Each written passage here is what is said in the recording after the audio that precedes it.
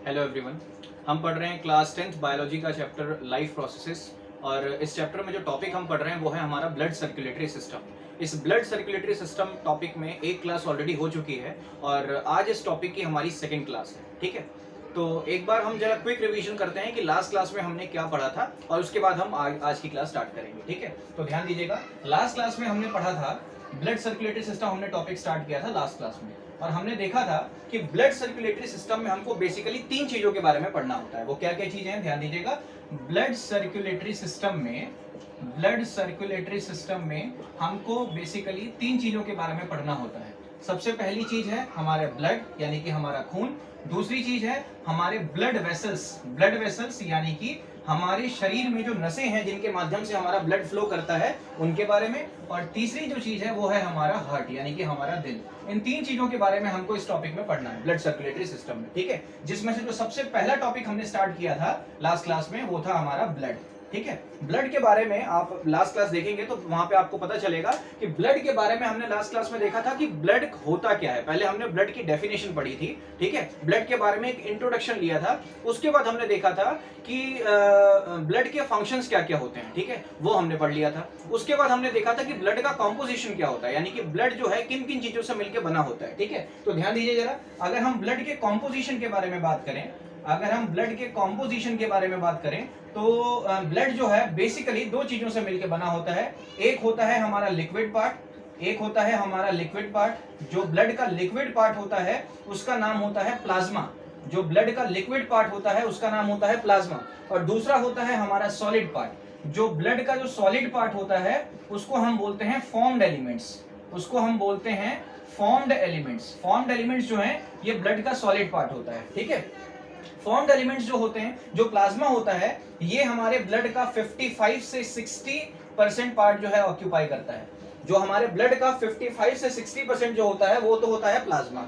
Formed element कितना होता है, हमारे ब्लड में जो रिमेनिंग पार्ट होता है वो फॉर्म्ड एलिमेंट्स होते हैं। तो अब देखिए जरा, अगर ब्लड का 55 से 60% पार्ट अगर प्लाज्मा ऑक्यूपाई कर रहा है तो बचा हुआ पार्ट यानी कि 40 से 45% पार्ट जो होगा वो होंगे हमारे फॉर्म्ड एलिमेंट्स। ठीक है, फॉर्म्ड एलिमेंट्स तीन प्रकार के होते हैं। एक होता है आरबीसी यानी कि रेड ब्लड सेल्स, या हम इसको रेड ब्लड कॉर्पस्कल्स भी बोलते हैं। दूसरे होता है हमारा डब्ल्यूबीसी यानी कि व्हाइट ब्लड सेल्स, या हम इसको व्हाइट ब्लड कॉर्पस्कल्स भी बोलते हैं। और तीसरे होता है हमारा प्लेटलेट्स।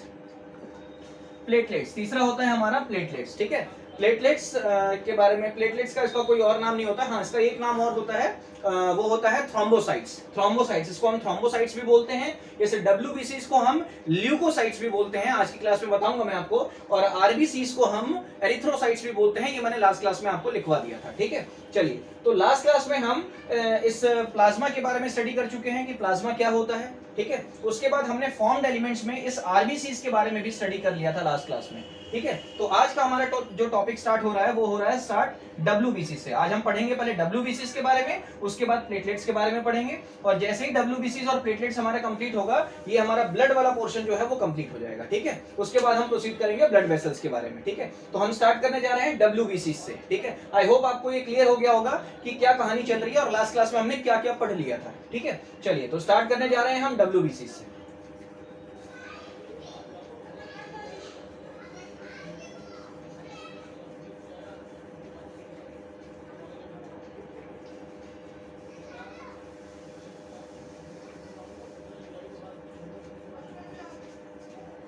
चलिए, तो आज का टॉपिक हेडिंग डालेंगे आप डब्ल्यूबीसी। अच्छा, आई होप आपको ये बात समझ में आ रही होगी कि जो आरबीसी, डब्ल्यूबीसी और प्लेटलेट्स हैं ये हैं क्या। ये हमारे ब्लड में प्रेजेंट तीन प्रकार के सेल्स होते हैं जो कि हमारे प्लाज्मा में फ्लोट करते रहते हैं, या आप कह सकते हैं ब्लड में फ्लोट करते रहते हैं। एक्चुअल में ब्लड जो है वो प्लाज्मा और इन तीनों प्रकार के सेल से मिलके ही बनता है। जो ब्लड होता है हमारा, जो कि रेड कलर का होता है, ये प्लाज्मा और इन तीनों प्रकार के सेल से मिलकर बना होता है। वो कौन कौन से सेल होते हैं, एक आरबीसी, एक डब्ल्यूबीसी, एक platelet. RBC red blood cells, जिसके बारे में हम लास्ट क्लास में पढ़ चुके हैं। डब्ल्यूबीसी जो कि हम पढ़ने जा रहे हैं, व्हाइट ब्लड सेल्स। और तीसरा है प्लेटलेट्स। ठीक है, तो ध्यान दीजिएगा। देखिए सब, अब हम पढ़ेंगे डब्ल्यूबीसी। इसकी फुल फॉर्म होती है व्हाइट ब्लड सेल्स, या हम इसको व्हाइट ब्लड कॉर्पस्कल्स भी बोलते हैं।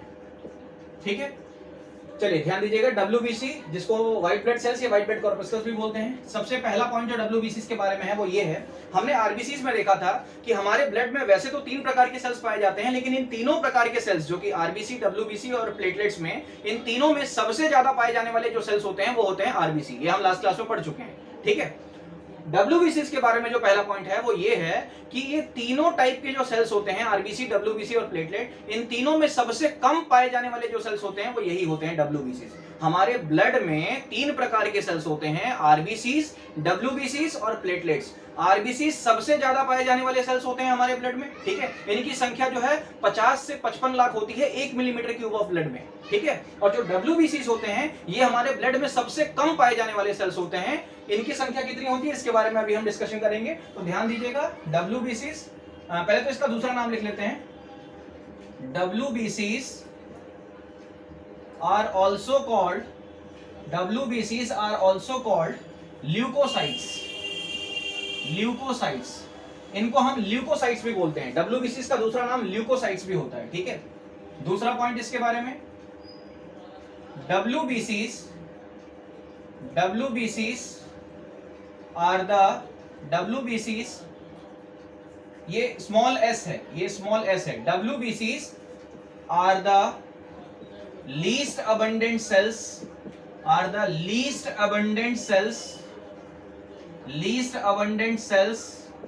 इन आवर ब्लड।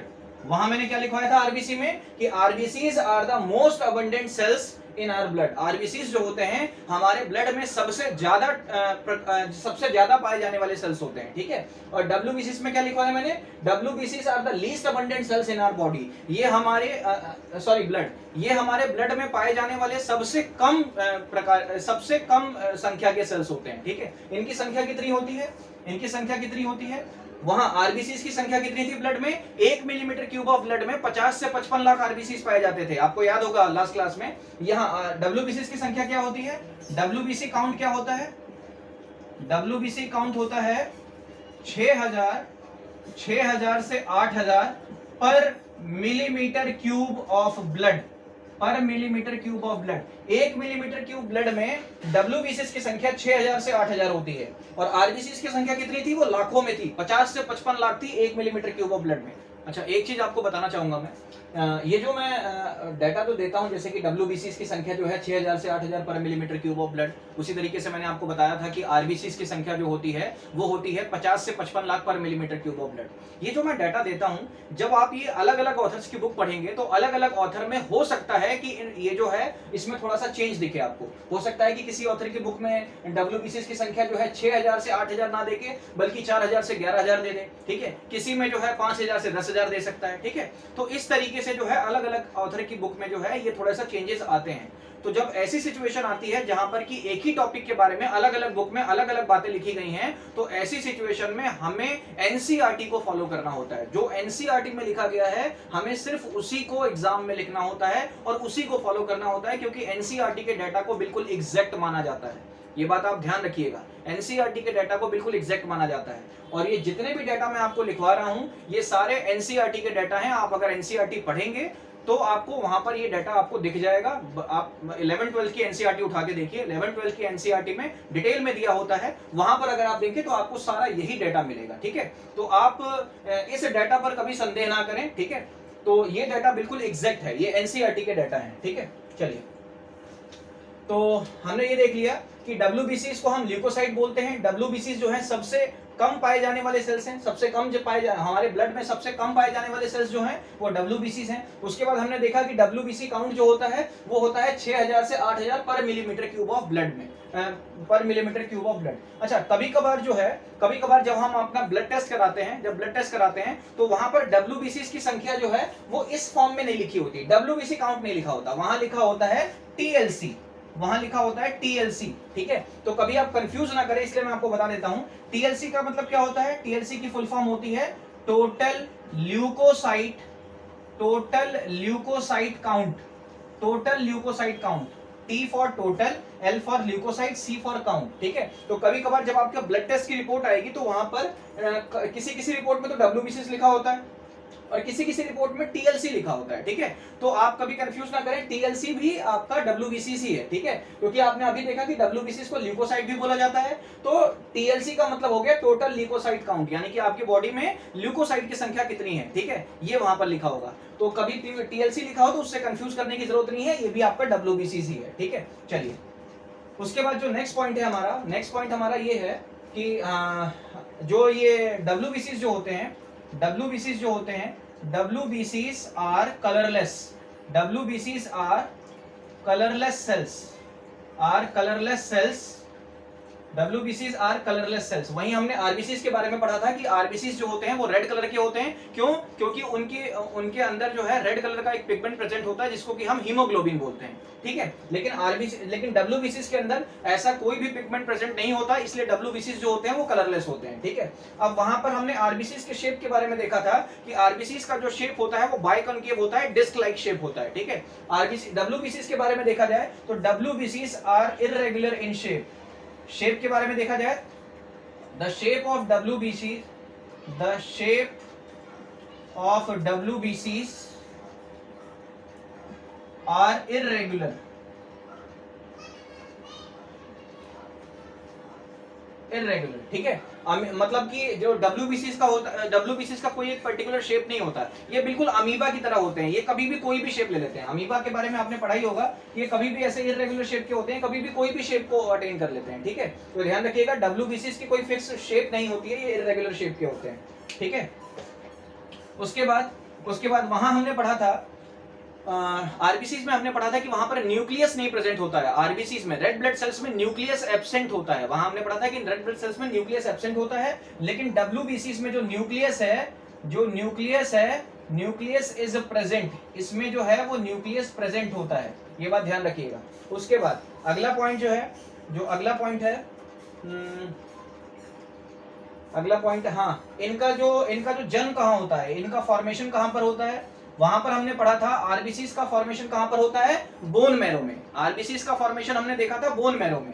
तो ध्यान रखिएगा डब्ल्यूबीसीज का भी फॉर्मेशन कहां पर होता है, इनका भी फॉर्मेशन जो है वो बोन मैरो में ही होता है, इनका भी फॉर्मेशन जो है वो बोन मैरो में ही होता है। चलिए तो हमने देखा कि डब्ल्यूबीसीज का फॉर्मेशन जो है ये भी जो है बोन मैरो में होता है आरबीसीज की तरह, ठीक है। उसके बाद अगर हम WBCs की लाइफ एक्सपेक्टेंसी के बारे में बात करें, अगर हम WBCs की लाइफ एक्सपेक्टेंसी के बारे में बात करें तो इनकी जो लाइफ एक्सपेक्टेंसी होती है, लाइफ स्पैन जो होता है इनका, वो होता है 12 से 20 दिन, वो होता है 12 से 20 दिन। यानी कि WBCs जो हैं वो हमारे ब्लड में 12 से 20 दिन तक जिंदा रहते हैं। बट अगर हम RBCs के बारे में बात करें तो आपको याद होगा RBCs के बारे में मैंने लिखवाया था कि RBCs जो होते हैं वो 120 दिन तक हमारे ब्लड में जिंदा रहते हैं, ठीक है। 120 दिन यानी कि मतलब हो गया 4 महीने, 4 महीने तक जो है हमारे RBCs हमारे ब्लड में जिंदा रहते हैं और उसके बाद वो स्प्लीन में जाके मरते हैं, स्प्लीन में, ठीक है। तो जो हमारे WBCs जो है इनकी जो लाइफ स्पैन होता है वो 12 से 20 दिन होता है, ठीक है। चलिए उसके बाद अगर हम इसके फंक्शंस के बारे में बात करें, जो WBCs के अगर हम फंक्शंस के बारे में बात करें, ठीक है, तो RBCs का क्या फंक्शन पढ़ा था हमने, RBC का फंक्शन ये पढ़ा था कि RBCs जो होते हैं वो हमारे लंग्स से ऑक्सीजन को जो है कैरी करने का काम करते हैं, ऑक्सीजन का ट्रांसपोर्टेशन करने का काम करते हैं। हमारे लंग्स से ऑक्सीजन लेते हैं और हमारे बॉडी के हर एक सेल्स तक पहुंचाने का काम कौन करते हैं, ये करते हैं RBCs। बट अगर हम WBCs के बारे में बात करें, यानी कि ल्यूकोसाइट के बारे में बात करें, तो WBCs का काम होता है कि ये हमारी बॉडी को डिजीज से प्रोटेक्ट करके रखते हैं। इसीलिए WBCs को जो है हम सोल्जर्स ऑफ द बॉडी बोलते हैं, हम अपनी बॉडी के सोल्जर्स बोलते हैं, ठीक है। WBCs का बेसिकली 2 काम होता है, ध्यान रखिएगा, WBCs का बेसिकली 2 काम होता है। पहला काम तो ये होता है कि ये जो सेल्स होते हैं ये फैगोसाइटिक होते हैं। फैगोसाइटिक का मतलब ये होता है कि अगर बाहर से कोई छोटी मोटी डिजीज अगर हमारी बॉडी में एंटर कर जाए तो इस छोटी मोटी डिजीज को जो है ये सेल्स जो हैं खा जाते हैं, ये सेल्स जो है उसको डिस्ट्रॉय कर देते हैं या खा जाते हैं। आ गई बात समझ में, ठीक है। तो पहली बात तो ये समझ में आ गई कि WBCs जो व्हाइट ब्लड सेल्स होते हैं ये छोटी मोटी डिजीज को तो जो है वो डिस्ट्रॉय कर देते हैं, खा जाते हैं इसको, ठीक है। दूसरी बात जो है कि अगर मान लीजिए कोई बड़ी बीमारी अगर हमारी बॉडी में अगर एंटर कर जाए तो ये क्या करते हैं, ये सेल्स उस बीमारी को पहली बार में तो पहचानते हैं, पहली बार में तो उसको पहचानते हैं और पहचानने के बाद उसके अगेंस्ट हमारी बॉडी में एंटीबॉडीज बनाते हैं। अब ये एंटीबॉडीज क्या होते हैं, ये एंटीबॉडीज जो होते हैं उस बीमारी से लड़ने का काम करते हैं, लेकिन पहली बार में ये नहीं कर पाते हैं। जब पहली बार वो बीमारी हमारी बॉडी में आती है तो पहली बार में सिर्फ ये उसको पहचान पाते हैं, ये उसको पहचानते हैं कि उसकी क्या कमजोरी है और इस बीमारी के खिलाफ हमको कैसे एंटीबॉडीज बनाने हैं। ठीक है, जब वो बीमारी दूसरी बार अगर कभी लाइफ में हमारी बॉडी में एंटर करेगी, तब ये एंटीबॉडीज जो है उससे लड़ने का काम करते हैं। तब ये एंटीबॉडीज जो है, जो कि WBCs ने बनाए हैं, ये उससे लड़ने का काम करते हैं। तो ध्यान रखिएगा, WBCs हमारी बॉडी को दो तरीके से प्रोटेक्ट करते हैं। एक तो छोटी मोटी बीमारियों को, तो छोटी मोटी जो डिजीज होती है उसको तो ये खा जाते हैं, ठीक है, उसको डिस्ट्रॉय कर देते हैं। और दूसरी बात, ये हमारी बॉडी में एंटीबॉडीज बनाने का काम करते हैं। उस एंटीबॉडीज का काम क्या होता है, वो इन बीमारियों से लड़ते हैं। एंटीबॉडीज जो है वो बाहर से आने वाली बीमारियों से लड़ते हैं। ठीक है, तो ध्यान रखिएगा, इसीलिए WBCs को जो है हम अपनी बॉडी का सोल्जर्स बोलते हैं। ठीक है, तो WBCs का फंक्शन क्या है, WBCs protects us from disease. WBC protects us from disease. That's why WBCs are also called soldiers of the body. इसीलिए हम WBCs को हम अपनी बॉडी के सोल्जर्स बोलते हैं। ठीक है, चलिए, तो इतना WBCs के बारे में आप नोट करिए, फिर बताते हैं आगे। चलिए, आई होप आपने लिख लिया होगा।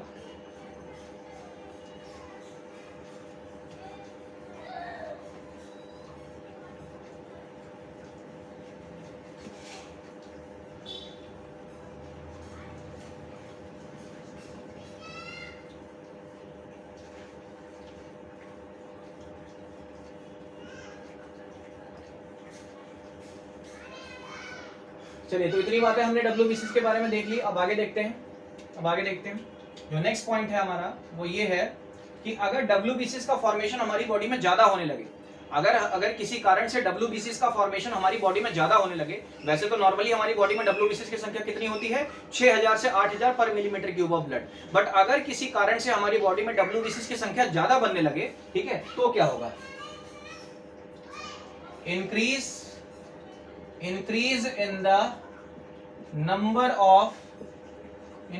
in the number of WBCs. Increase in the number of WBCs is called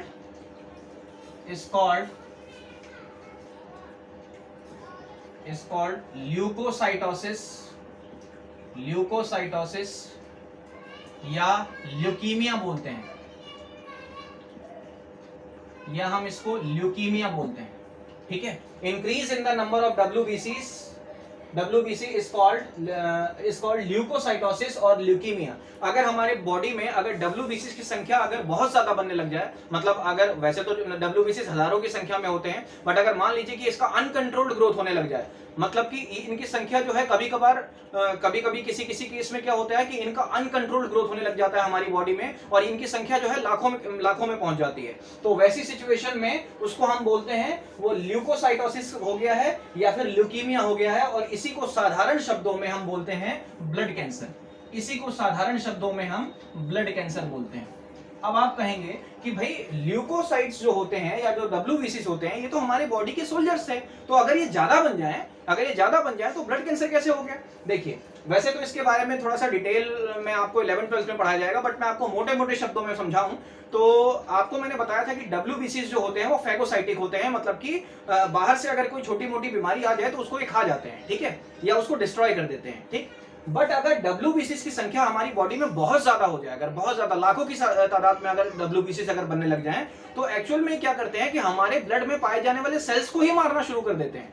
ये हमारे ब्लड में जो बाकी सेल्स हैं, RBCs और प्लेटलेट्स हैं, ये उन्हीं को मारना शुरू कर देते हैं। ठीक है, तो ऐसी सिचुएशन में जो है हमको ल्यूकोसाइटोसिस या ल्यूकीमिया हो जाता है, जिसको कि हम साधारण शब्दों में ब्लड कैंसर बोलते हैं। और ध्यान रखिएगा, ब्लड कैंसर का सिर्फ यही एक इलाज है अभी तक ब्लड कैंसर का सिर्फ एक ही इलाज है, और वो है ब्लड ट्रांसफ्यूजन। ब्लड ट्रांसफ्यूजन का मतलब ये होता है कि हमें अपनी बॉडी का पूरा ब्लड निकाल के हमको अपना दूसरा ब्लड डालना होता है इसमें। ठीक है, क्योंकि ये ब्लड जो है वो इन्फेक्टेड हो गया है, इसमें WBCs की संख्या बहुत ज्यादा हो गई है। ठीक है, तो इसलिए इसका यही एक तरीका है ब्लड कैंसर से बचाने का पेशेंट को कि उसके ब्लड का ट्रांसफ्यूजन कर दिया जाए, यानी कि उसकी बॉडी का पूरा ब्लड निकाल के और दूसरा ब्लड जो है उसकी बॉडी में डाल दिया जाए। ठीक है, तो ध्यान रखिएगा, ये बात आपको समझ में आ गई होगी, ल्यूकोसाइटोसिस या ल्यूकीमिया जिसको हम ब्लड कैंसर बोलते हैं। ठीक है, चलिए, तो WBCs ज्यादा अगर हो जाए तो उससे भी दिक्कत है, वो ल्यूकीमिया बन जाता है। अगर WBCs कम हो जाए, decrease in the number of WBCs, decrease in the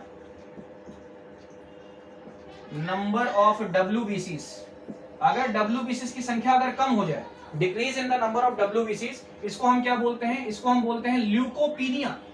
इसको हम यहां नीचे लिख देता हूं मैं, इसको हम बोलते हैं ल्यूकोपीनिया। ल्यूकोपीनिया, अब ल्यूकोपीनिया में क्या होगा भाई, देखिए, अगर मान लीजिए हमारी बॉडी में WBCs की संख्या जो है अगर कम हो जाए, जितनी होनी चाहिए अगर उससे कम हो जाए, तो जाहिर सी बात है कि छोटी मोटी बीमारी भी जो है हमको ज्यादा बीमार कर देगी, क्योंकि छोटी मोटी बीमारी से भी जो है हम बहुत ज्यादा परेशान हो सकते हैं। ठीक है, क्योंकि WBCs क्या थे, हमारी बॉडी के सोल्जर्स थे। ठीक है, अब अगर सोल्जर्स की संख्या कम हो जाए तो फिर बाहर से आने वाली बीमारी से जो है, छोटी मोटी बीमारी से भी हमारी डेथ हो सकती है। ठीक है, तो ये ध्यान रखिएगा। तो WBCs की संख्या जो है बहुत ज्यादा बढ़नी भी नहीं चाहिए और बहुत ज्यादा कम भी नहीं होनी चाहिए, इसका जो नॉर्मल जो लेवल है वो मेंटेन रहना चाहिए हमारी बॉडी में। ठीक है, तो आई होप आपको ये बात समझ में आ गई होगी। This is all about WBCs। ठीक है, तो इतना आप नोट करिए, फिर हम आगे चलते हैं।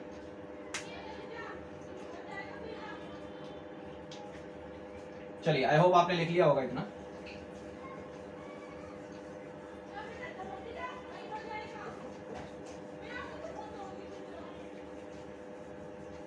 अच्छा, एक चीज मैं आपको कल की क्लास में शायद बताना भूल गया था। कल की क्लास में मैंने आपको बताया था कि आरबीसीज अगर हमारी बॉडी में बढ़ जाए तो उसको हम बोलते हैं पॉलीसाइथीमिया, उसको हम पॉलीसाइथीमिया बोलते हैं। देखिए, होता क्या है कि हमारी बॉडी में आरबीसीज एक और कारण से बढ़ जाते हैं। अगर मान लीजिए हम किसी पहाड़ी एरिया में जा रहे हैं, अगर हम किसी पहाड़ी एरिया में गए हैं, बहुत हिली एरिया में, ठीक है, तो इसका मतलब हम बहुत ज्यादा ऊंचाई पर चले गए हैं, और आपको पता है कि बहुत ज्यादा ऊंचाई पर जाने पर वहां ऑक्सीजन की कमी हो जाती है। ठीक है, इसीलिए कहा जाता है कि पहाड़ी एरिया में लोग जल्दी जल्दी थकते हैं, क्योंकि वहां ऑक्सीजन की कमी हो जाती है, जल्दी सांस फूलने लग जाती है। अब सोच के देखिए, आरबीसीज का काम क्या था? आरबीसीज का काम था कि वो हमारे ऑक्सीजन को, जो ऑक्सीजन हम इनहेल करते हैं, जो लंग्स में जाता है ऑक्सीजन, उस ऑक्सीजन को वो क्या करते हैं, ट्रांसपोर्ट करके सारे सेल्स तक पहुंचाते हैं। अब अगर मान लीजिए एनवायरनमेंट में ऑक्सीजन कम हो गया, अगर एनवायरनमेंट में ऑक्सीजन कम हो गया तो अब वो ऑक्सीजन ही हमारी बॉडी में कम जाएगा। अब जब कम जाएगा तो ऐसी सिचुएशन में तो फिर हमको दिक्कत होने लगेगी। ठीक है, तो हमारी बॉडी नेचुरली क्या करती है कि वो आरबीसीज की ही संख्या को बढ़ा देती है। हमारी बॉडी जो है वो आरबीसीज की ही संख्या को बढ़ा देती है, ताकि अगर थोड़ा थोड़ा भी ऑक्सीजन अगर सारे आरबीसीज लेके जाएंगे तब भी हमारी बॉडी की रिक्वायरमेंट जो है वो कंप्लीट हो जाएगी। तो कहने का मतलब ये है कि जब हम पहाड़ी एरिया में जाते हैं जहां पर कि ऑक्सीजन की कमी हो जाती है एनवायरनमेंट में, तो वहां पर हमारी बॉडी में आरबीसीज जो है नेचुरली बढ़ जाते हैं।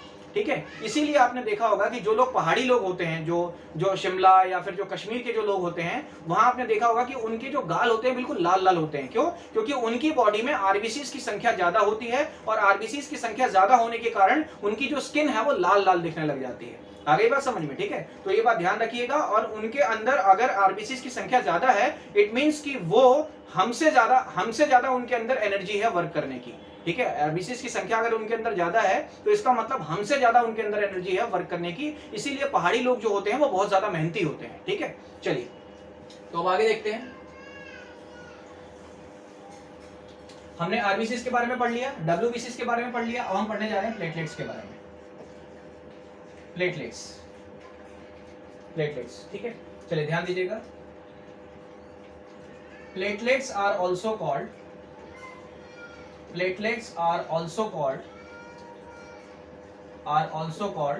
इसको हम थ्रोम्बोसाइट्स भी बोलते हैं। Platelets are also called thrombocytes. ठीक है,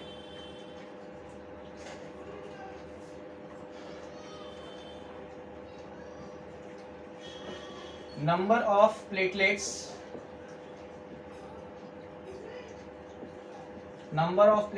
in our body या platelet count, normal platelet count in our body. हमारी बॉडी में जो नॉर्मल प्लेटलेट काउंट है वो कितना होना चाहिए? ध्यान रखिएगा, हमारी बॉडी में जो नॉर्मल प्लेटलेट काउंट है वो 1.5 लाख से 3.5 लाख पर मिलीमीटर क्यूब ऑफ ब्लड में होना चाहिए। हमने क्या देखा? 1 मिलीमीटर क्यूब ऑफ ब्लड में आरबीसीज की संख्या है 50 से 55 लाख। वहीं 1 मिलीमीटर क्यूब ऑफ ब्लड में डब्ल्यूबीसीज की संख्या थी 6000 से 8000।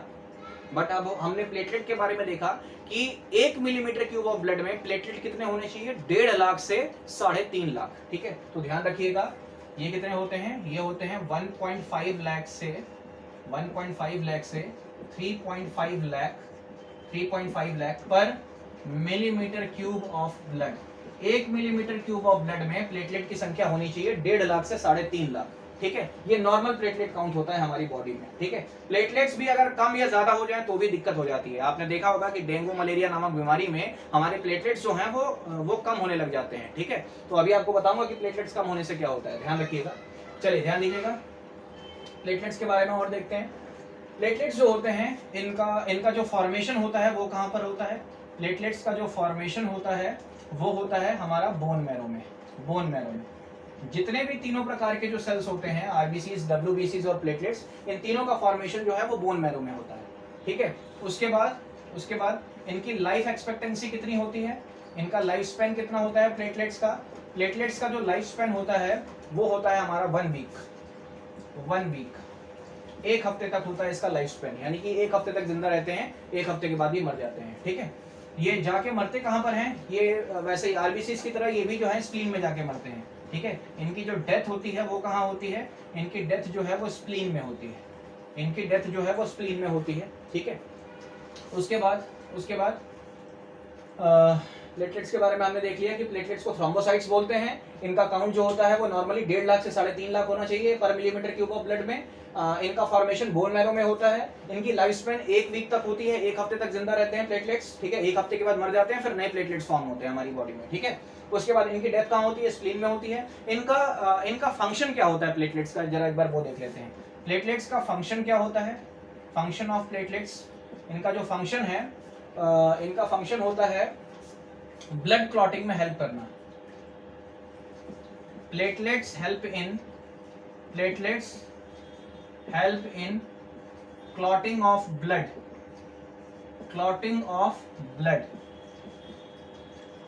ब्लड क्लॉटिंग में ये हेल्प करते हैं। देखिए, जैसे कि आपको पता है कि जब कभी हमको कहीं कट लग जाता है तो वहां से ब्लीडिंग होने लग जाती है। ठीक है, तो लोग क्या कहते हैं, उसको दबा के रखो। हम उसको दबा के रखते हैं तो थोड़े समय बाद, वैसे तो blood clotting time, normal blood clotting time होता है 4 मिनट का। 4 मिनट के अंदर आपकी जो क्लॉटिंग है वो नॉर्मली हो जानी चाहिए। 4 मिनट से अगर ज्यादा समय आपको लग रहा है आपकी ब्लड क्लॉटिंग में तो भी आपको दिक्कत है। ठीक है, तो ध्यान रखिएगा, नॉर्मली जो ब्लड क्लॉट हो जाता है वो 4 मिनट में हो जाता है। ठीक है, तो ध्यान रखिएगा, हम जब 4 मिनट तक अगर इसको दबा के रखें तो 4 मिनट के बाद वो जो है वहां पर जो है ब्लड वहां से निकलना बंद हो जाता है, यानी कि वहां पर ब्लड की क्लॉटिंग हो जाती है। ठीक है, तो ये ब्लड की क्लॉटिंग में जो मेजर रोल प्ले करता है वो हमारे ब्लड के अंदर पाए जाने वाले प्लेटलेट्स ही करते हैं। अगर प्लेटलेट्स की अगर कमी हो जाए, अगर हमारी बॉडी में प्लेटलेट्स की कमी हो जाए तो जरा सा भी कट लग जाएगा तो वहां से ब्लड निकलता ही जाएगा। उसको आप जब तक हाथ रखे रहेंगे तब तक तो रुका रहेगा, जैसे हटाएंगे फिर निकलना शुरू हो जाएगा, फिर हाथ रखेंगे फिर रुका रहेगा, जैसे हटाएंगे फिर निकलना शुरू हो जाएगा, मतलब कि वहां ब्लड की क्लॉटिंग नहीं हो पाएगी।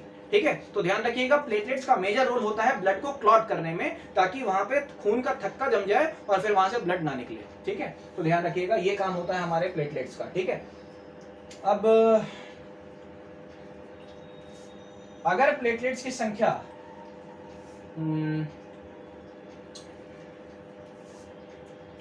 प्लेटलेट्स की अगर संख्या बढ़ जाए, increase in the number of platelets,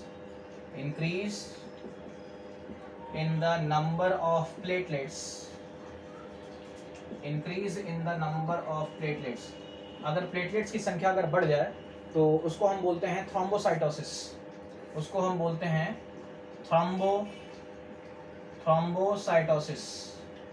अगर प्लेटलेट्स की संख्या हमारी बॉडी में बढ़ जाए किसी भी कारण से तो उसको हम बोलते हैं थ्रोम्बोसाइटोसिस। और अगर हमारी बॉडी में प्लेटलेट्स की संख्या कम हो जाए तो उसको हम बोलते हैं thrombocytopenia.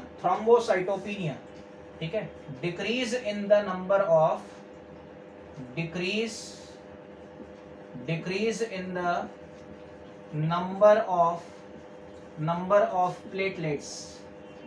decrease in the number of platelets is called thrombocytopenia।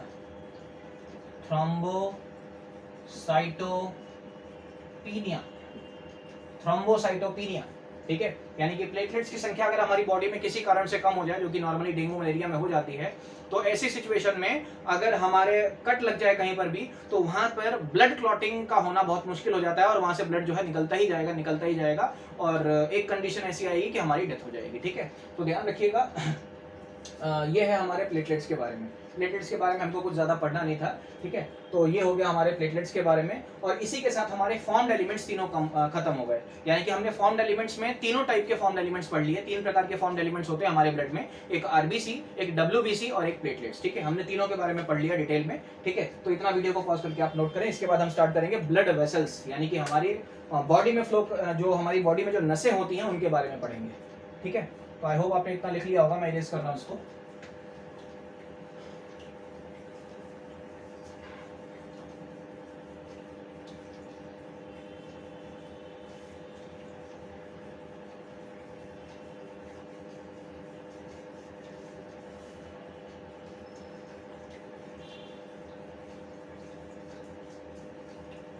चलिए, तो अब हम हेडिंग डालेंगे ब्लड वेसल्स।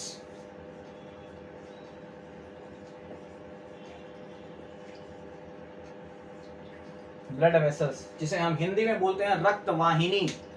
ठीक है,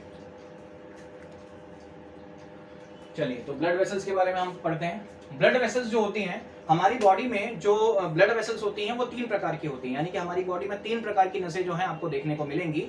वो 3 प्रकार की नसें कौन कौन सी होती हैं, जरा ध्यान दीजिएगा। देखिए, 3 प्रकार की ब्लड वेसल्स होती हैं हमारी बॉडी में। एक होती है जिसका नाम होता है आर्टरीज, आर्टरीज। ठीक है, दूसरे का नाम होता है वेन्स, दूसरे का नाम होता है वेन्स। और जो तीसरी प्रकार की नसें जो हमारी बॉडी में पाई जाती हैं उसको हम बोलते हैं कैपिलरीज। ये बहुत ही पतली पतली नसें होती हैं जो कि हमारी पूरी बॉडी में फैली होती हैं। कैपिलरीज के बारे में बता रहा हूं मैं। ठीक है, चलिए, तो हम इसको 1 बाय 1 करके डिस्कस करेंगे। तो हमारे बॉडी में 3 प्रकार की वेसल्स होती हैं, एक आर्टरीज, एक वेन्स और एक कैपिलरीज। ठीक है, तो ध्यान रखिएगा। आप इसको नोट भी कर सकते हैं। There are 3 type of vessels present in our body. आप नोट कर लीजिए, मैं बोल रहा हूं ब्लड वेसल्स लिख के, फिर आप लिखिए there are 3 types of vessels, there are 3 types of vessels present in our body.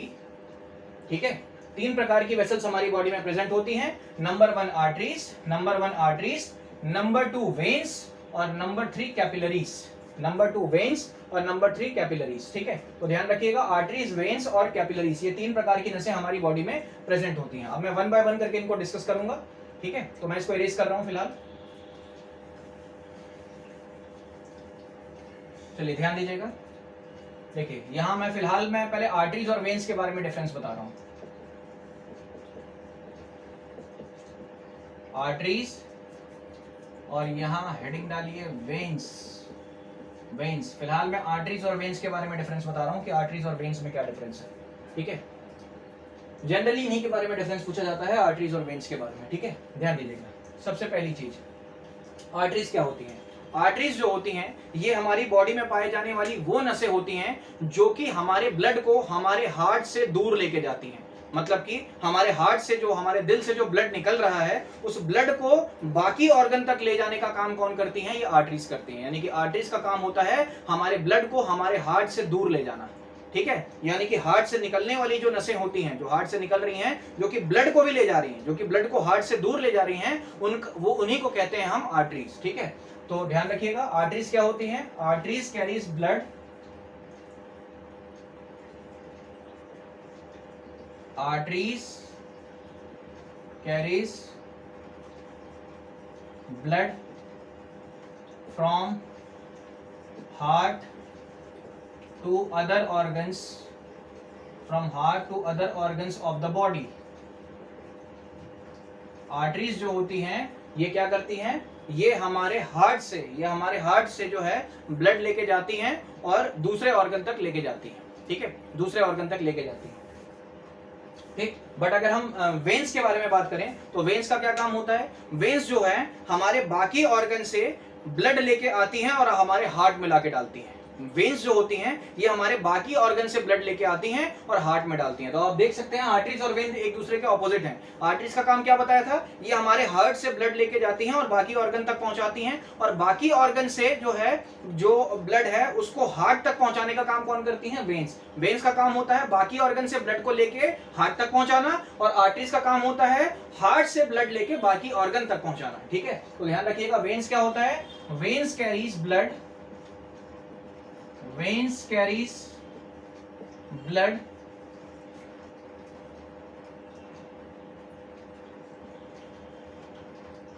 from all the organs of the body to heart। ठीक है, veins carries blood from all the organs of the body to heart। ठीक है, veins जो होती हैं वो organ से जो है हार्ट तक ब्लड लेके जाती हैं। यहां मैं डायग्राम एक छोटा सा बना देता हूं, ये है हमारा हार्ट, ये है हमारा हार्ट। ठीक है, हार्ट से ब्लड लेके जाती हैं कहां पर, बॉडी ऑर्गन्स तक, बॉडी ऑर्गन्स तक, बॉडी ऑर्गन्स तक। हार्ट से ब्लड लेके जाती है बॉडी ऑर्गन्स तक, कौन, आर्टरीज। कौन लेके जाती हैं, आर्टरीज। हार्ट से ब्लड लेके जा रही है बॉडी ऑर्गन्स तक, आर्टरीज। और वेन्स का काम क्या होता है, ये बॉडी ऑर्गन से, ये क्या करती हैं, बॉडी ऑर्गन से ब्लड लेके जाती हैं कहां तक, ये लेके जाती हैं हार्ट तक, ये हार्ट तक लेके जाती हैं, कौन, ये होती हैं वेन्स।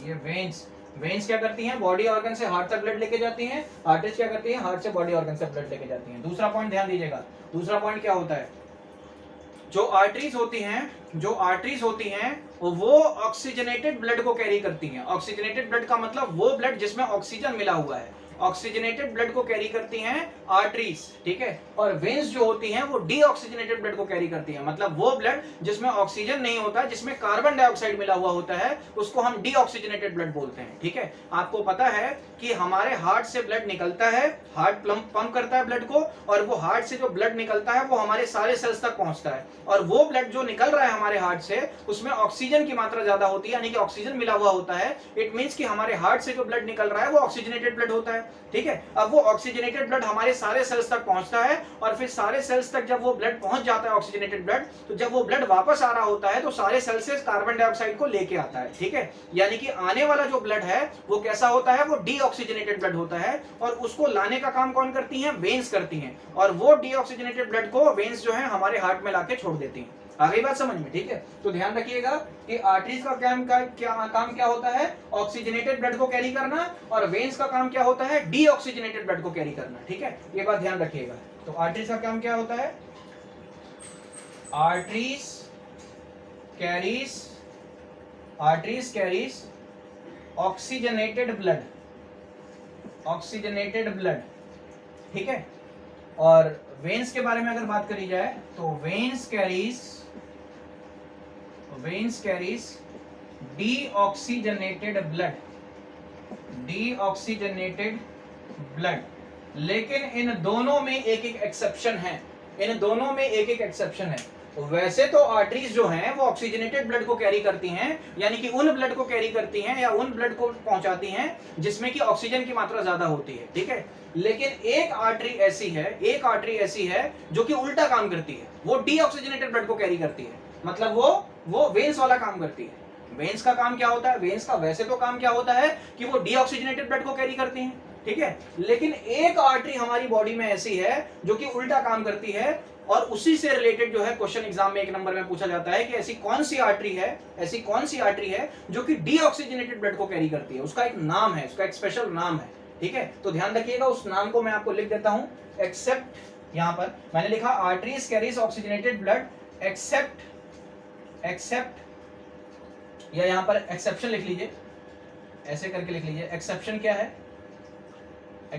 है यहां पर, एक्सेप्शन ये है कि हमारे बॉडी में एक आर्टरी होती है। इसके बारे में डिटेल में आपको बताऊंगा जब मैं हार्ट का स्ट्रक्चर बताऊंगा ना, तो वहां पे आपको डिटेल में समझा दूंगा कि मैं किस एक्सेप्शन के बारे में बात कर रहा हूं। ठीक है, तो ध्यान दीजिएगा, एक्सेप्शन यहां पर ये है pulmonary artery, pulmonary artery carries deoxygenated blood। Pulmonary artery जो है वो डीऑक्सीजनेटेड ब्लड को कैरी करती है। डीऑक्सीजनेटेड ब्लड का मतलब क्या होता है? वैसा ब्लड जिसमें ऑक्सीजन की मात्रा नहीं होती है बल्कि कार्बन डाइऑक्साइड मिला हुआ रहता है, उसको हम डीऑक्सीजनेटेड ब्लड बोलते हैं। ठीक है, तो वैसे तो सारी आर्टरीज का काम होता है ऑक्सीजनेटेड ब्लड को कैरी करना, लेकिन हमारी बॉडी में सिर्फ एक आर्टरी ऐसी है जो कि डीऑक्सीजनेटेड ब्लड को कैरी करती है। उसका नाम आपको ध्यान रखना है, उसका नाम है पल्मोनरी आर्टरी। 1 नंबर में क्वेश्चन पूछा जाता है, ध्यान रखिएगा। ठीक है, उसी तरीके से वेन्स का काम होता है डीऑक्सीजनेटेड ब्लड को कैरी करना। डीऑक्सीजनेटेड ब्लड का मतलब क्या होता है? जिसमें कार्बन डाइऑक्साइड की मात्रा बहुत ज्यादा होती है। ठीक है, तो वेन्स का काम होता है डीऑक्सीजनेटेड ब्लड को कैरी करना, लेकिन यहां पर भी एक एक्सेप्शन है। एक वेन ऐसी होती है जो कि उल्टा काम करती है। ठीक है, वो डीऑक्सीजनेटेड ब्लड को कैरी नहीं करती बल्कि वो ऑक्सीजनेटेड ब्लड को काम कैरी करती है, यानी कि वो आर्टरीज वाला काम करती है। तो यहां पर वो एक्सेप्शन क्या है? देखिए, एक्सेप्शन यहां पर भी है। यहां पर एक एक्सेप्शन ये है, वेन्स कैरीज, सॉरी कौन सी वेन, उसका नाम क्या होता है? उसका नाम होता है pulmonary vein. Pulmonary veins carries oxygenated blood. Oxygenated blood. Pulmonary veins जो होती हैं, वैसे तो वेन्स डीऑक्सीजनेटेड ब्लड को कैरी करती हैं, लेकिन पल्मोनरी वेन्स एक एक्सेप्शन है जो कि ऑक्सीजनेटेड ब्लड को कैरी करती हैं। ठीक है, तो आपको ये एक्सेप्शन समझ में आ गया। ये एक्सेप्शन ध्यान रखिएगा, आप एक्सेप्शन से क्वेश्चन पूछा जाता है। ठीक है, तो ये 2 पॉइंट हो गए हमारे आर्टरीज और वेन्स के बारे में। इतना वीडियो पॉज करके नोट करें, फिर मैं अगला पॉइंट लिखवाता हूं।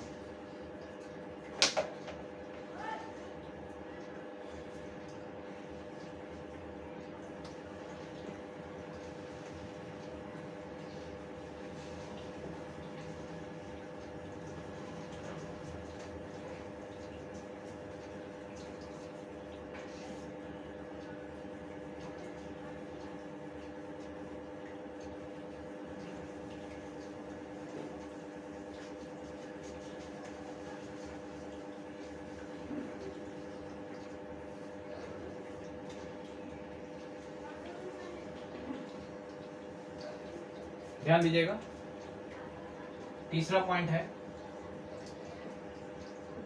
Arteries have thick walls. Arteries की जो दीवारें होती हैं वो बहुत मोटी होती हैं। आर्टरीज, जैसे कि मैंने आपको अभी बताया कि आर्टरीज एक पाइप होती है। आर्टरीज एक पाइप होती है जो कि ब्लड को कैरी करती है, ऑक्सीजनेटेड ब्लड को कैरी करती है। ठीक है, और आर्टरीज क्या काम करती है? आर्टरीज जो है हमारे ब्लड को हमारे हार्ट से दूर लेके जाती है। ठीक है, अब ध्यान रखिएगा, जो आर्टरीज की जो दीवार होती है, जो आर्टरीज की जो थिकनेस होती है, ये बहुत ही मोटी होती है। ठीक है, आर्टरीज ये जो है, आर्टरीज की जो पाइप की जो दीवारें होती हैं बहुत ही मोटी होती हैं। इसलिए मोटी होती हैं क्योंकि आर्टरीज के अंदर जो ब्लड फ्लो कर रहा होता है उसका प्रेशर बहुत ज्यादा होता है। ठीक है, अगर ये दीवारें अगर पतली होंगी आर्टरीज की, तो ये ब्लड इतने प्रेशर से मूव करता है कि ये दीवारें फट जाएंगी और हमारे बॉडी में जो है ब्लड हेमरेज हो जाएगा। ब्लड हेमरेज किसको बोलते हैं? जब नसें फट जाती हैं तो उसको हम बायो की टर्म्स में हेमरेज बोलते हैं। ठीक है, तो ध्यान रखिएगा, जो आर्टरीज की जो दीवार होती हैं वो बहुत ही मोटी होती हैं। इसकी वजह से जो आर्टरीज हैं वो बहुत ज्यादा ब्लड के प्रेशर को भी झेल लेती हैं। ठीक है, तो ध्यान रखिएगा, आर्टरीज हैव थिक वॉल्स। ठीक है, बट वहीं अगर हम वेन्स के बारे में बात करें, veins have thin walls. Veins की जो वॉल्स होती हैं, वेन्स की जो दीवारें होती हैं, ठीक है, वो उतनी मोटी नहीं होती है जितनी की आर्टरीज की होती हैं। क्यों? क्योंकि वेन्स के अंदर जो ब्लड फ्लो कर रहा होता है उसका प्रेशर इतना ज्यादा नहीं होता है जितना कि आर्टरीज के अंदर फ्लो करने वाले ब्लड का होता है। आर्टरीज के अंदर फ्लो करने वाले ब्लड का प्रेशर बहुत ज्यादा होता है, इसलिए उस ज्यादा प्रेशर को झेलने के लिए आर्टरीज की दीवारें जो हैं वो मोटी होती हैं। बट वहीं अगर वेन्स के बारे में बात करें तो वेन्स के अंदर फ्लो करने वाला ब्लड जो होता है उसका प्रेशर कम होता है, इसलिए वेन्स के अंदर जो वेन्स की जो दीवारें होती हैं वो आर्टरीज की तुलना में पतली होती हैं। ठीक है, अब सिंपल सी बात है, मैं इसके छोटा सा डायग्राम बनाता हूं, ध्यान दीजिएगा। देखिए, ये मान लीजिए आर्टरीज हैं, ठीक है, और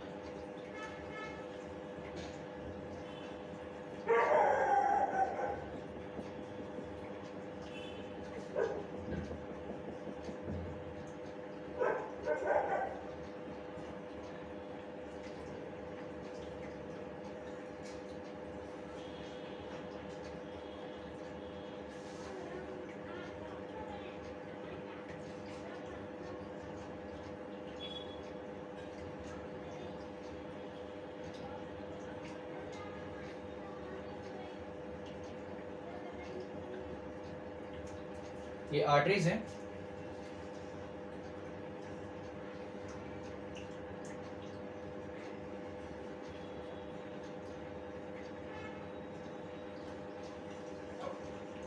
ठीक है। देखिए आर्टरीज की जो ये जो वॉल्स हैं ये बहुत मोटी हैं, बट वहीं अगर मैं वेन्स की वॉल्स बनाऊं तो वेन्स की वॉल्स कुछ ऐसी होती हैं।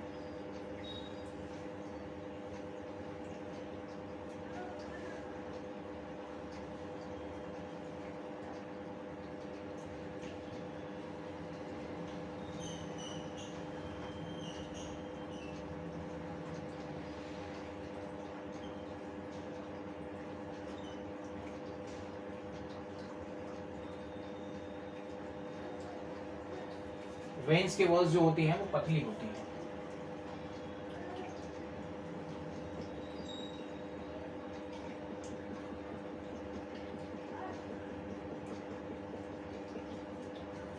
आर्टरीज की वॉल्स मोटी होती हैं, वेन्स की वॉल्स पतली होती हैं। आप जरा ध्यान से देखिएगा। देखिए अगर मान लीजिए कोई पाइप है, इस पाइप की दीवारें अगर बहुत मोटी हैं तो जाहिर सी बात है इसके बीच में जो स्पेस होगा वो कम होगा। इसके बीच में जो खाली स्पेस होगा इसके बीच में वो जो होगा वो कम होगा। और अगर मान लीजिए कोई ऐसी पाइप है जिसकी दीवार पतली है तो जाहिर सी बात है उसके बीच में जो खाली स्पेस होगा वो ज्यादा होगा। ठीक है, तो ध्यान रखिएगा जो बीच में जो खाली स्पेस होता है इसको हम साइंस की भाषा में ल्यूमेन बोलते हैं, ल्यूमेन। ठीक है, तो सिंपल सी बात है कि अगर आर्टरीज की अगर दीवार मोटी है तो बीच में जो खाली स्पेस होगा ये कम होगा। आप देख सकते हैं इसकी दीवारें मोटी हैं तो जो बीच में जो खाली स्पेस दिख रहा है ये कम दिख रहा है। इसी खाली स्पेस को हम क्या बोलते हैं? ल्यूमेन बोलते हैं। तो आर्टरीज की दीवार थिक होती है इसलिए इसका जो ल्यूमेन होता है वो नैरो होता है। नैरो मींस पतला होता है। ठीक है, तो ध्यान रखिएगा arteries have narrow lumen. Arteries have narrow lumen. ठीक है, और अगर हम वेन्स के बारे में बात करें तो वेन्स की दीवारें पतली होती हैं इसलिए इनके बीच का जो खाली स्पेस होता है ये ज्यादा होता है, जिसको इस खाली स्पेस को हम क्या बोलते हैं? ल्यूमेन बोलते हैं। तो हम लिखेंगे veins have wider lumen. Veins की जो दीवारें होती हैं वो पतली होती हैं इसलिए इसके बीच का खाली स्पेस ज्यादा होता है जिसको कि हम ल्यूमेन बोलते हैं, यानी कि वेन्स में ल्यूमेन जो होता है वो वाइडर होता है। आ गई बात समझ में? ठीक है, अब चलिए अब एक बात और देखिए, आर्टरीज के अंदर ब्लड प्रेशर क्यों हाई होता है? एक इसका रीजन कहीं ना कहीं एक ल्यूमेन की वजह से भी होता है। आर्टरीज के अंदर ब्लड प्रेशर क्यों हाई होता है इसका रीजन कहीं ना कहीं इस ल्यूमेन की वजह से भी होता है। ये बिल्कुल वैसा ही है जैसे कि मान लीजिए कि आपको एक पानी की पाइप है, पानी के पाइप से आप गमले में पानी डाल रहे हैं। ठीक है, अब अगर मान लीजिए उस पानी की पाइप को आप अपने अंगूठे से अगर दबाएंगे तो जैसे जैसे आप उस पानी की पाइप को दबाते हैं तो उस पानी की पाइप के अंदर से निकलने वाले पानी का प्रेशर बढ़ जाता है। ठीक है, आपने नोटिस किया होगा कि अगर आप पाइप को दबाते हैं तो उस पानी की पाइप से निकलने वाले पानी का प्रेशर बढ़ जाता है। इट मींस अगर हम उस पानी की पाइप को दबा रहे हैं इसका मतलब कहीं ना कहीं हम उसके ल्यूमेन को छोटा कर रहे हैं, यानी कि उसके बीच का जो खाली स्पेस जो ल्यूमेन है उस कहीं ना कहीं हम उसके ल्यूमेन को कम कर रहे हैं, और जब हम ल्यूमेन को कम करेंगे तो उसके अंदर से निकलने वाले पानी का प्रेशर बढ़ जाएगा। ठीक है, बट वही अगर मोटी पाइप होगी जिसका ल्यूमेन ज्यादा होगा तो उससे निकलने वाले पानी का प्रेशर कम होगा। ठीक है, तो वही कहानी यहाँ पर होती है। वेन्स के अंदर ब्लड का प्रेशर कम होता है, क्यों? क्योंकि इसका ल्यूमेन जो है वो वाइडर होता है। बट वहीं आर्टरीज के बारे में बात करी जाए तो आर्टरीज का जो ल्यूमेन होता है वो पतला होता है इसलिए इसके अंदर से फ्लो करने वाले जो ब्लड होता है उसका प्रेशर ज्यादा होता है। ठीक है, तो एक और पॉइंट बन गया।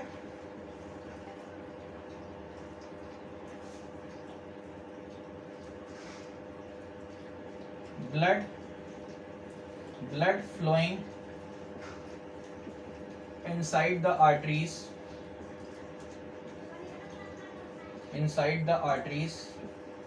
have high pressure। आर्टरीज के अंदर से जो ब्लड फ्लो करता है उसका प्रेशर ज्यादा होता है। ठीक है, बट यहां पर क्या होता है? Blood flowing inside the veins have low pressure। Veins के अंदर जो ब्लड फ्लो करता है उसका प्रेशर जो है वो कम होता है। ठीक है, ध्यान रखिएगा। छठा पॉइंट ध्यान रखिएगा, आर्टरीज के अंदर कोई भी वॉल्स प्रेजेंट नहीं होती हैं। वॉल्स क्या होती हैं? ध्यान दीजिएगा। देखिए मान लीजिए कि ये पाइप है, मतलब ये आर्टरीज है और ये इसकी वॉल्स हैं, ये इसकी वॉल्स हैं, ठीक है, और ये ल्यूमेन है, ठीक है। और मान लीजिए कि ब्लड जो है इधर से इधर फ्लो कर रहा है, इधर से इधर फ्लो कर रहा है, ठीक है। तो ब्लड इतनी तेजी से फ्लो करता है आर्टरीज में, आर्टरीज के अंदर ब्लड का प्रेशर इतना ज्यादा होता है कि वो इतनी तेजी से फ्लो करता है कि कभी भी वो ब्लड कभी वापस आने का चांस ही नहीं होता है। कभी ऐसा आर्टरीज के अंदर कभी ऐसा चांस नहीं होता कि ब्लड कभी वापस आ जाए, ठीक है। इसलिए आर्टरीज के अंदर कोई वॉल्स नहीं होती हैं। वॉल्स का मतलब अभी आपको वेन्स में समझ में आएगा। बट अगर हम वेन्स के बारे में बात करें, तो ये देखिए, मान लीजिए ये वेन है, ये वेन है, इसका जो वॉल्स होती हैं वो पतली होती हैं, इसके वॉल्स ऐसे पतली होती हैं, ठीक है।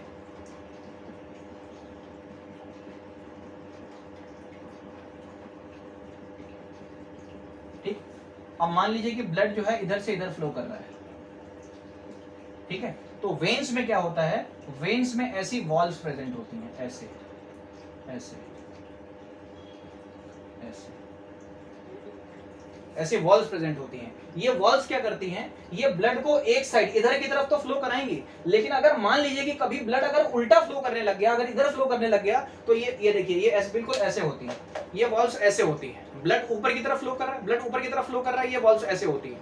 लेकिन अगर कभी ब्लड ऊपर से नीचे की तरफ फ्लो करने लगा, तो ये वॉल्स ऐसे बंद हो जाएंगी, ये ऐसे बंद हो जाएंगी, यहाँ वाली बंद हो जाएगी, नीचे वाली भी ऐसे बंद हो जाएगी, फिर उसके नीचे वाली भी ऐसे बंद हो जाएगी, ये सारी वॉल्स बंद हो जाएंगी। यानी कि ब्लड का जो है बैक फ्लो पॉसिबल नहीं है, ब्लड जो है कभी भी बैक फ्लो नहीं हो सकता वेन से, ठीक है। और ये वॉल्स जो हैं, ये वेन्स में ही क्यों प्रेजेंट होती हैं, आर्टरीज में क्यों नहीं प्रेजेंट होती हैं? क्योंकि आर्टरीज के अंदर ब्लड का प्रेशर वैसे ही इतना ज्यादा होता है कि कभी बैक फ्लो का चांस ही नहीं होता। आर्टरीज में कभी बैक फ्लो का चांस ही नहीं होता। वेन्स में ब्लड का प्रेशर कम होता है, अभी मैंने आपको लिखवाया था कि वेन्स में ब्लड का प्रेशर कम होता है, तो इसलिए चांसेस होते हैं कि कभी कभार ब्लड जो है वो बैक करने लग जाए, मतलब वापस आने लग जाए। तो इसलिए जो है मतलब नेचर का गिफ्ट है कि उसलिए मतलब नेचर की तरफ से ही हमारी जो वेन्स होती हैं, इसके अंदर ऐसे वॉल्स प्रेजेंट होती हैं। ये वॉल्स क्या करती हैं, ब्लड को कभी बैकफ्लो नहीं होने देती हैं। जैसे ही ब्लड कभी बैकफ्लो होगा, ये वॉल्स सारी बंद हो जाएंगी और ब्लड जो है पीछे की तरफ नहीं आ पाएगा, ठीक है। तो ध्यान रखिएगा, तो मैं लिखवाने जा रहा हूं यही पॉइंट को, इसी पॉइंट को लिख लीजिए। Arteries do not have walls, arteries do not have walls, VALVES, walls, ठीक है। बट वहीं वेन्स में लिखा जाए, veins have walls which protects the blood,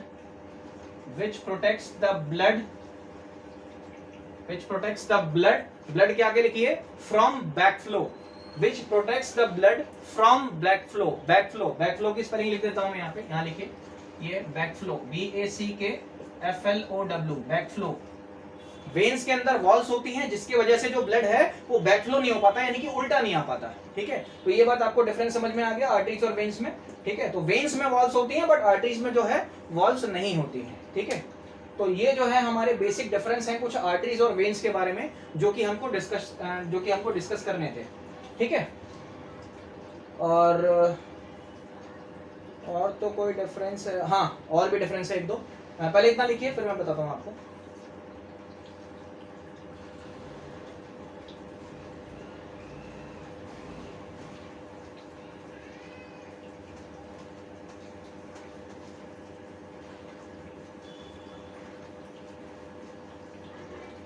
अच्छा एक चीज और, ये जो आपने आर्टरीज और वेन्स में जो डायग्राम बनाया है ना, जैसे ये बनाया है, ये आर्टरीज में आपने ऐसे थोड़ा सा वाइडर ल्यूमेन बनाया होगा, सॉरी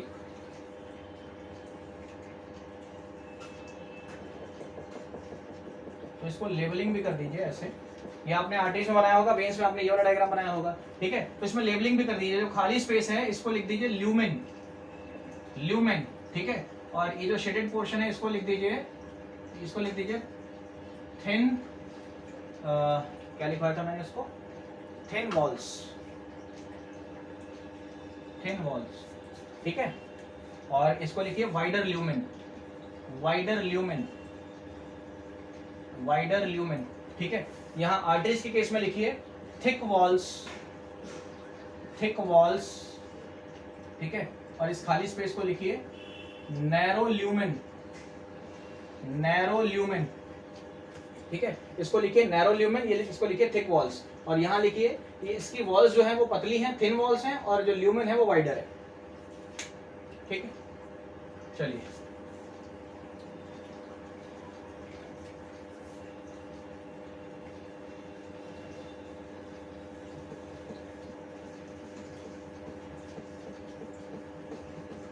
एक और पॉइंट लिखना है इनके बीच में, difference.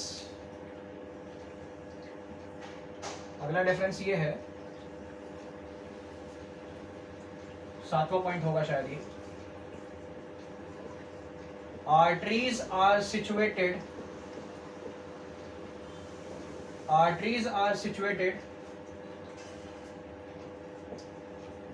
deep inside the body। Arteries जो हैं हमारी बॉडी में बहुत गहरी अंदर होती हैं, ठीक है। आर्टरीज जो होती हैं, अब ये जो आप हम मतलब जो हम अपने हाथ वाथ देखते हैं तो ये जो नसें दिखती हैं, जो नसें दिखती हैं आपको ऊपर से, ठीक है, या कोई अगर व्यक्ति बहुत ज्यादा गोरा होता है तो उसकी स्किन में दिखती हैं हरी हरी नसें, जो ये ग्रीन ग्रीन कलर की जो नसें दिखती हैं, ये आर्टरीज नहीं होती हैं, वेन्स होती हैं, ये वेन्स होती हैं, ठीक है। आर्टरीज कभी भी इतनी ज्यादा बाहर की तरफ नहीं होती हैं कि हमको बाहर से ही दिख जाए। आर्टरीज हमारी बॉडी में होती हैं लेकिन बहुत अंदर की तरफ होती हैं, मतलब बहुत अंदर की तरफ हमारी आर्टरीज होती हैं, ठीक है। तो ध्यान रखिएगा, arteries are situated deep inside the body, लेकिन जो वेन्स होती हैं वो बाहर की तरफ ऐसे दिख रही होती हैं। जो दिख रही हैं, जितनी भी नसें हमको अपने हाथ पे या पैर पे दिख रही होती हैं, ये सब क्या है, ये सब वेन्स हैं, ठीक है। तो ध्यान रखिएगा, veins are superficial, veins are superficial. Superficial का मतलब होता है जो कि बाहर से ही दिख जाती हैं, सुपरफिशियल का मतलब होता है जो कि बाहर से ही दिख जाती हैं। तो जो बाहर से जो नसें दिख रही हैं ये होती हैं हमारी वेन्स, और जो अंदर की तरफ होती है जो कि हमको जल्दी दिखती नहीं है, बट हमारी बॉडी में कुछ पार्ट ऐसे होते हैं जहां पर कि आर्टरीज भी सुपरफिशियल होती हैं, मतलब कि वहां पर आप आर्टरीज को फील कर सकते हैं, ठीक है। वो कौन कौन से पार्ट है, जैसे कि हमारी कलाई, ये जो हमारी कलाई होती है, यहाँ पर आपने देखा होगा कि डॉक्टर्स लोग जो है यहाँ पर हाथ रख के जो है वो चेक करते हैं, एक्चुअली में वो आपका पल्स चेक करते हैं। पल्स मीन्स जब हमारा हार्ट जो है ब्लड को पंप करता है तो हमारी आर्टरीज फूलती हैं और दबती हैं, फिर फूलती हैं फिर दबती हैं, उसी को पल्स बोलते हैं, ठीक है। तो कहीं कहीं हमारी आर्टरीज जो होती हैं वो हमारी बॉडी में इतनी ज्यादा डीप नहीं होती हैं, बल्कि बाहर की तरफ ही होती हैं, बट वो कहीं कहीं, वो कौन कौन से हिस्से में आपको बताऊंगा, ठीक है। तो देखिए, एक तो हमारी जो कलाई होती है, यहाँ पर हमारी आर्टरीज जो होती हैं वो ज्यादा डीप नहीं होती हैं, सुपरफिशियल होती हैं, तो यहाँ हम ऐसे टच करके चेक कर सकते हैं अपना पल्स। दूसरी चीज, जो हमारी गर्दन है, यहाँ पर आपने देखा होगा कुछ लोग बोलते हैं या कोई कुछ ज्यादा मेहनत का काम कर रहे हैं तो ये वाली नसें बाहर आ जाती हैं, ठीक है। तो यहाँ पर हमारी आर्टरीज जो होती हैं सुपरफिशियल होती हैं, ठीक है। दूसरी चीज, यहाँ माथे पर भी कभी कभार आपने देखा होगा कि कुछ लोग बहुत ज्यादा मेहनत करते हैं या मतलब कुछ भारी चीज उठा रहे होते हैं, तो ये वाली नस जो है थोड़ी सी बाहर आ जाती है, ठीक है, यहाँ वाली, ठीक है। तो यहाँ पर भी जो है हमारी आर्टरीज होती हैं, ये सुपरफिशियल होती हैं। तो हमारे बॉडी के कहीं कहीं हिस्से में तो आर्टरीज जो हमारी सुपरफिशियल होती हैं, यानी कि बॉडी पर ऊपर ऊपर दिखती हैं, लेकिन बाकी हिस्सों में जो है आर्टरीज हमारी बिल्कुल बीचों बीच होती हैं बॉडी में, वो ऊपर से आपको नहीं दिखेंगी, और जो बाहर से जो नसें दिख रही हैं वो हमारी वेन्स होती हैं, ठीक है। सो ये हो गए हमारे आर्टरीज और वेन्स के बारे में डिफरेंस। और अब रह गया कैपिलरीज, तो कैपिलरीज के बारे में हम अगली क्लास में करेंगे, आज के लिए इतना ही रखते हैं, बाकी नेक्स्ट क्लास में पढ़ेंगे। Thank you.